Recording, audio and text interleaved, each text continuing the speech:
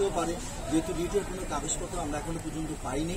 আমরা যেদিন পাবো তখন সেটা করে এবং আমরা আমাদের আইনজ্ঞর সাথে কথা বলে তখন আমরা পরবর্তী পদক্ষেপ নেব।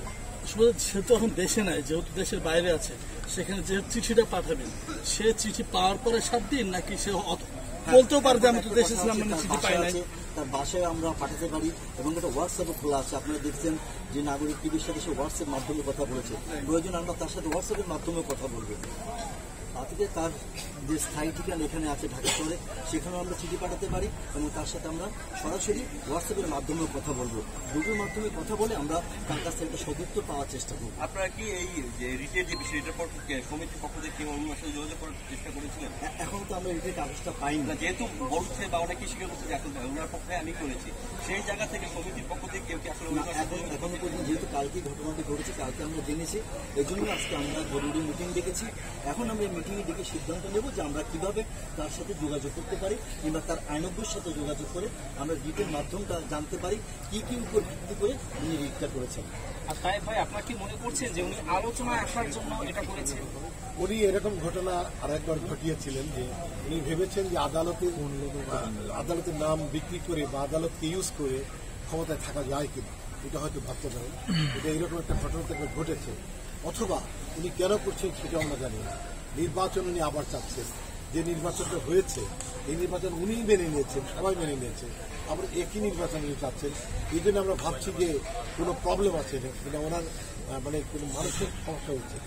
উনি একটা আসলে যে কোনো একটা জায়গায় মন্তব্য করেছেন যে আসলে এফডিসি মানুষ টাকা ছাড়া কিছু বোঝেন। এই বিষয়টা আপনার সমিতির সদস্য বা আপনার শিল্পী আপনারা কিভাবে দেখছেন? এটা কি একটা শিল্পীকে নিয়ে আমরা শিল্পী টাকা ছাড়া কিছু বুঝি না এই যে আমরাই বলি, তাহলে কি আমাদের কোনো অস্তিত্ব থাকে? এই যে তো অসম্মানের কি থাকতে পারে শিল্পীর জীবনে? আমরা কি টাকা ছাড়া কিছু বুঝি না, তাহলে কি বুঝবো যে উনি নির্বাচনের জন্য অনেক টাকা খরচ করেছেন, প্রচুর টাকা আমাদের শিল্পীদেরকে দিয়েছেন, কিন্তু শিল্পীরা সে টাকা নিয়েছে কিন্তু তাকে ভোট দেয়নি। এই কথার অর্থ কি এটাও দাঁড়ায় না? অনেকে বলছে সে বা গতবার যে টাকা খরচ করেছে নির্বাচনে সেই টাকা তার উঠানো হয়নি, এবারও সে নির্বাচনে অনেক টাকা খরচ করেছে, সেই টাকা উঠানোর জন্য সে আবার রিট করেছে। বিশেষ কথা হলো যে তার ব্যক্তি হাসিলের জন্যই, তার যে স্বার্থ রয়েছে স্বার্থ উদ্ধারের জন্য তিনি এই কাজটি করেছেন। আপনার কি তেমন কিছু মনে করেন? আমরা তা মনে করছি না। আসলে তো নির্বাচন করলে এখানে আসলে টাকা পাওয়া যায় এটা আমাদের ধারণা নেই। আমরা জানি আমরা দিতে হয়, এখানে আসলে নেওয়া যায় সেটা আমাদের আমরা এখনো জানি না, ক্লিয়ার না, মাত্র শুরু। যারা আছে তারা আসলে যে শিল্পী সমিতি নির্বাচনকে ঘিরে এত আলোচনা সমালোচনা বা এত হাইপ, অনেকে ভাবে যে আসলে এখানে অনেক টাকা। এই বিষয়ে আপনারা কিভাবে ব্যাখ্যা দিবেন যে আসলে এই চেয়ারটার জন্য, একটা চেয়ারের জন্য আসলে এত মামলা আদালত, এটা আপনারা কিভাবে ব্যাখ্যা দিবেন? জাস্ট সম্মান একটা ওনার জন্য আমরা কাজ করতে চাই এবং যারা এখানে ইলেকশন করে ম্যাক্সিমাম লোকজনই আগে প্রুভ করেছে যে তারা আসলে নেয় না। আর এখানে যে কোনো টাকা পয়সা না, এটা আপনারা সবচেয়ে ব্রিলিয়ান্ট, আপনারা জাতির বিবেক, আপনারাই জানেন যে টাকাটা এখানে কি করতে লাগে, সব তো হিসেব আছে। একটি টাকা খরচ করলে এখানে নোট দিয়ে করতে হয়, এখানে টাকা পাওয়ার কোনো সুবিধা আমি দেখছি না। I don't see any way. তার যদি সদস্যপদ বাতিল করা হয় তাহলে যে রিটটা করেছে সেই রিটটা কি আসলে কার্যকর হবে কিনা, তার সদস্যপদ তো যদি না, এইটা আসলে আইনের বিষয়, এটা আরো ভেবে দেখতে হবে। আমাদের কাছে মনে হয়েছে যে সে যে কাজটি করেছে, তারা পৃথিবীর বাংলাভাষীদের কাছে যে ল্যাঙ্গুয়েজ ছড়িয়ে দিয়েছে, একজন প্রতিষ্ঠিত একজন অভিনেতা দীপজল সাহেব, উনি চিত্রনায়ক, উনি খলনায়ক, উনি একজন প্রযোজক, এবং উনি যে এত অযোগ্য, তারপরে উনি কিন্তু পাশ করেছেন, যে মন্তব্য করেছেন তিনি কিন্তু ফেল করেছেন। তাহলে এই সমস্ত কথাবার্তা বলে কেউ করা, আবার ওনার তৈরি যে কমিটি, নির্বাচন কমিটি যেটা ছিল, কমিশন উনি তৈরি করেছেন, আপিলেট বোর্ডে উনি তৈরি করেছেন, উনি তাদেরও বিশ্বাস করছেন না যে তারাও বোধহয় বায়াস বা পারচেজ হয়ে গেছে, এরকম ওনার কথাই তাই মনে হচ্ছে। নাগরিক টিভিতে যা বলেছে তাদের তাই মনে হচ্ছে। আচ্ছা তাই ভাই একটু প্রশ্ন করি যে ওনার সদস্যপদ বাতিলের এখন পেন্ডিং আছে, বা আগে ওনার কমিটির সময় যাদের স্থগিত করা হয়েছিল, বাতিল করা হয়েছিল, তাদের সদস্যপদ আবার নতুন করে নেওয়ার সব থেকে সিদ্ধান্ত নিয়েছে? অলরেডি আমরা নিয়ে নিয়েছি, আজকে কমিটিতে আমরা নিয়ে নিয়েছি। আমরা কোনো শিল্পীকে অশিল্পী কেউ রাখবো না। আমরা চাই প্রত্যেকটা শিল্পী তার নিজের পরিচয় মৃত্যুবরণ করবে। আমি যখন যাই যে চলচ্চিত্রের শিল্পী হিসেবে ইন্তেকাল করি, এই রাইটসটুকু আমার আছে।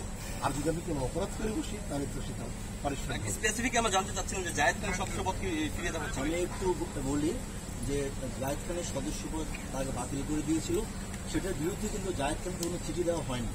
নিয়ম আছে, আমি যদি অপরাধ করে থাকি তাহলে আমাকে আত্মপক্ষ সমর্থন করার জন্য আমাকে 3টি বার আপনারা আমাকে চিঠি দেবেন, আমাকে জানাবেন। তা না করে কিন্তু করা হয়েছে। কিন্তু সেই মুহূর্তে আমরা তা না করে আমরা জায়েদ খানকে বলেছি যে তার সদস্যপদ ফিরিয়ে আনতে হলে তাকে আমাদের এই কমিটিকে চিঠি দিতে হবে।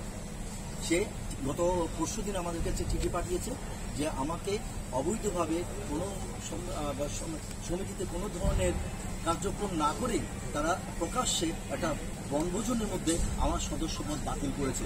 এবং সেখানে আমি বনভোজনে কে কে উপস্থিত ছিলাম আমি সবাই একটা স্বাক্ষর নিয়ে নিলাম, কিন্তু পরবর্তী দেখালাম যে স্বাক্ষরটা হচ্ছে একটা সাধারণ সভার আমি উপস্থিতির স্বাক্ষর। এটা কখনোই কিন্তু হতে পারে না, বনভোজনে কখনোই কিন্তু আপনার সাধারণ সভা হয় না। তারপরেও তারা কিন্তু নিয়মতান্ত্রিকভাবে যায়নি। আমরা আমাদের যে সদস্যকে তারা বাতিল করেছে আমরা তাকে বলেছি সদস্যপদ উনি ফিরে পাওয়ার জন্য আমাদের সমিতি তাকে আবেদন করতে হবে। সেই আবেদনের পরিপ্রেক্ষিতে, তার অভিযোগের পরিপ্রেক্ষিতে আমরা তাকে তার সদস্যপদ ফিরিয়ে দেব। সেই চিঠিটা সে পেয়েছে, দিয়েছে আমাদেরকে। আজকে আমরা সেটা নিয়ে আলাপ আলোচনা করেছি এবং সেই আলাপ আলোচনার ভিত্তিতে আমরা তাকে সদস্যপদ ফিরিয়ে দেব বলে আজকে আমরা আমাদের সভাপতি সাধারণ সম্পাদক সেই তার অভিযোগ করতে স্বাক্ষর করেছেন।